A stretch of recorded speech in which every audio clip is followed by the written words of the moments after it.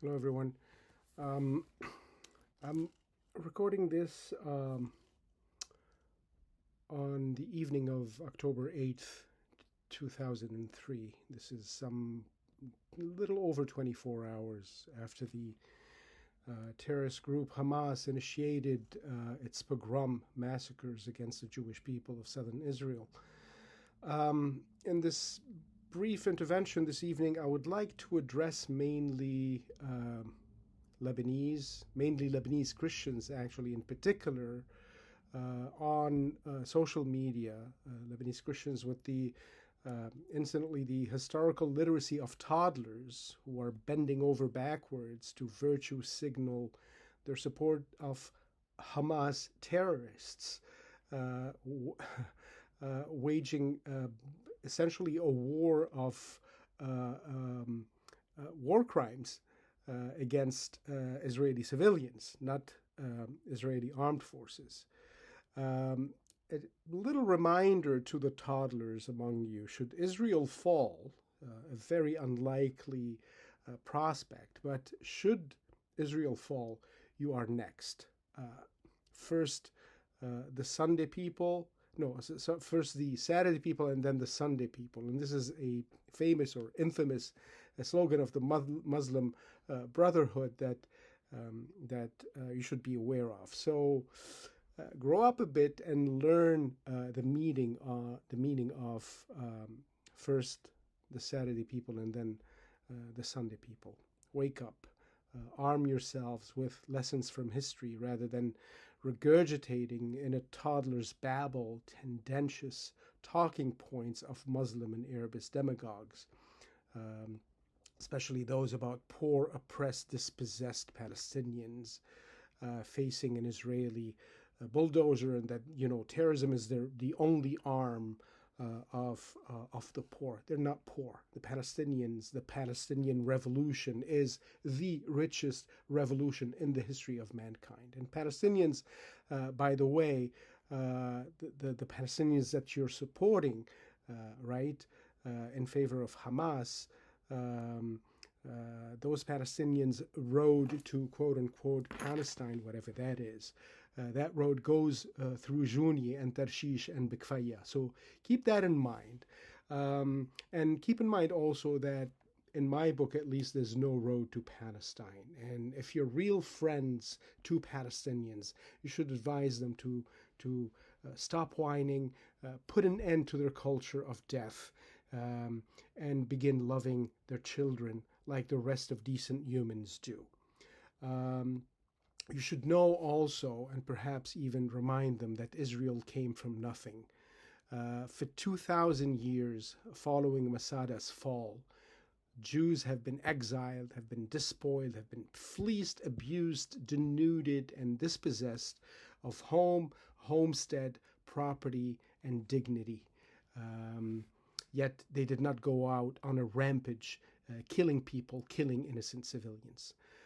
More recently, apart from their 2,000 years of dispossession and exile, more recently the trauma of World War II and the Holocaust not only decimated the numbers of Jews worldwide, but also stripped them of all that they had left, all that they still owned then and had managed to hold on to. And emerging from this war, of this war of destruction, this genocide, if you will. They emerged from that with spirits unbroken, even though they were demographically stunted. They still managed to come home, back to the Holy Land, but they came back with nothing, with not so much as a whimper after they had returned, not so much as a sound of a hint of a sound of a complaint. They pulled themselves by their bootstraps. They toiled, they hustled, and rebuilt themselves from nothing. They made malaria infested marshes and arid deserts. They made them verdant with springs and vineyards and milk and honey and fruit of the land. They built a world-class economy, a cutting-edge technological powerhouse, benefiting the whole world, healing the world. There is hardly a tool of modern life that you make use of on a daily basis and take for granted. There's hardly any of those tools of modernity that you use that did not have an Israeli technology going into it. You cannot not respect that. You cannot not respect that, wrote Lebanese journalist and public intellectual Michel Chiha in 1951. Quote, you cannot not respect Israel's powerful urge towards living and being alive.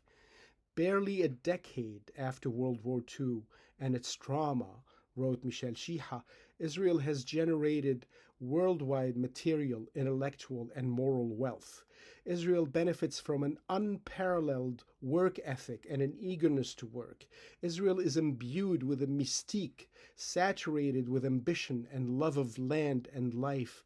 Israel's virtually unlimited range of expertise in the art and practice of technology and innovation is mind-blowing. This is Michel Chiha, a Lebanese. Israel's efficient presence in all of the crucial enterprises of this planet and the beautifully selfless work that it puts forth in all fields are all awe-inspiring. End of quote. This is the élan vital that makes Israel alive and that the Lebanese kowtowing to Hamas lack. Élan vital. Learn this phrase. Meanwhile, Palestinians vandalize and terrorize and wallow in mediocrity and victimhood and self-pity and a vile, violent mindset angling for the world's sympathy rather than respect. Those are the Palestinians you are supporting. Those are the Palestinians you are egging on social media. So shame on you. Shame on you. Israel rebuilt Masada. Masada shall never fall again. Keep that etched in your minds. The people of Israel are alive. Am Yisrael Chai. Ciao, babe.